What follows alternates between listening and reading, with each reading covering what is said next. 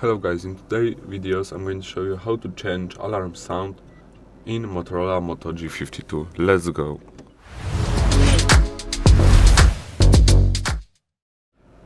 Okay guys, so it's very easy. You just press settings and scroll a little bit, and guess what? We press sound and vibration, then we scroll down a little bit again.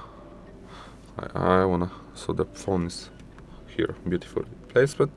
Default alarm sound, you click here, you add alarm, and you go to downloads, because you will be here recent, but I tell you, go to downloads and pick something, I don't know, this one, and let's hear it. Okay, that's how you change alarm sound in Motorola Moto G52. Thank you for watching, have a good day, goodbye.